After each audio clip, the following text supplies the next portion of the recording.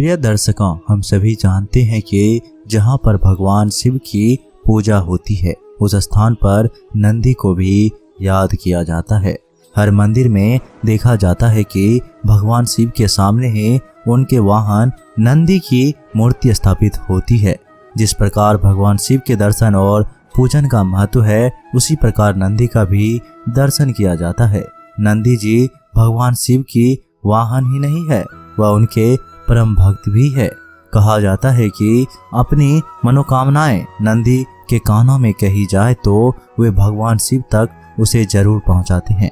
आपने देखा ही होगा कि नंदी मंदिर के बाहर विराजमान होते हैं। कहा जाता है कि नंदी बाहर इसलिए विराजमान होते हैं ताकि भक्त बहुत आसानी से उन तक अपनी बात पहुंचा सके।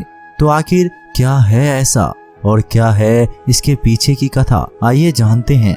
वीडियो में आगे बढ़ने से पहले एक बार सच्चे मन से हर हर महादेव जरूर लिखिएगा। प्रिय भक्तगणों, शास्त्रों में इस बात का जिक्र किया गया है कि स्वयं भगवान शिव जी ने नंदी को वरदान दिया था कि जो कोई तुम्हारे कान में अपनी मनोकामना कहेगा उस व्यक्ति की सभी इच्छाएं जरूर पूरी होगी। शास्त्रों के अनुसार एक बार नंदी के पिता श्री ऋषि सिरलाद ने भोलेनाथ की घोर तपस्या की थी ताकि उन्हें एक संतान प्राप्त हो और उनका वंश आगे चल पाए। भगवान शिव ने उनके कठोर तपस्या से खुश होकर उन्हें पुत्र प्राप्ति का वरदान दिया। वरदान में ऋषि सिरलाद ने बैल जैसा पुत्र मांगा।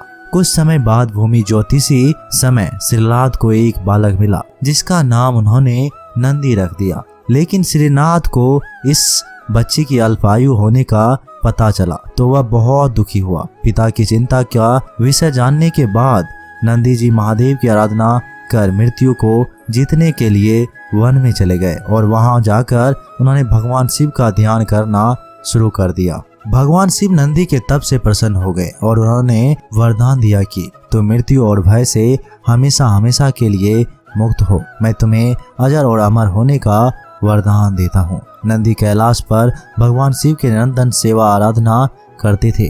कोई भी महादेव से मिलने आता तो पहले नंदी से मिलना अनिवार्य हो गया था। एक दिन ऋषि सिरलाद महादेव के पास एक अजीब विडंबना लेकर पहुंचे। दरअसल ऋषि सिरलाद ने वरदान में संतान इसलिए मांगी थी ताकि उनका वंश बढ़ सके और उनकी संतान नंदी ही थे, लेकिन वे भी महादेव की सेवा में ही व्यस्त थे। इस वजह से ऋषि सिरलाद को लगा कि उनका वरदान पूरा ही नहीं हुआ क्योंकि उसे पिता का सुख नहीं मिला।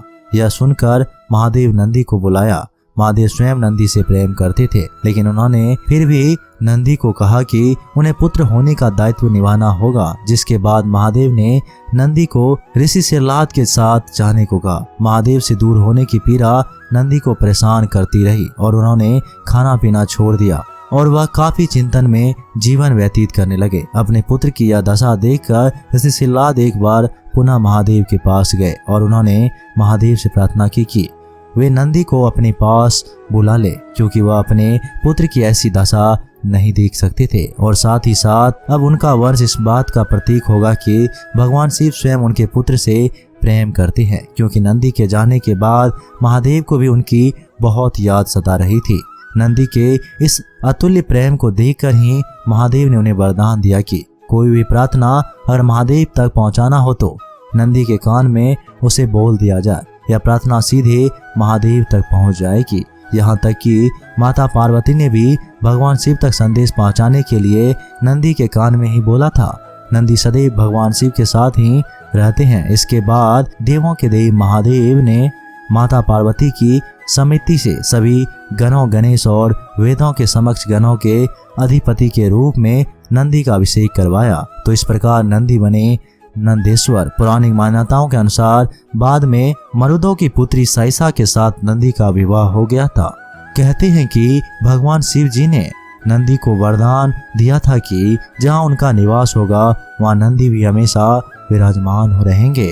तो मित्रों, यही कारण है कि हर शिव मंदिर में शिव परिवार के साथ नंदी जी भी विराजमान रहते हैं। तो प्रिय भक्तगणों, वीडियो अच्छी लगी हो तो हमें सपोर्ट करने के लिए एक लाइक, एक शेयर और चैनल को सब्सक्राइब करें और बेल आइकन को भी अवश्य प्रेस करें। वीडियो देखने के लिए धन्यवाद।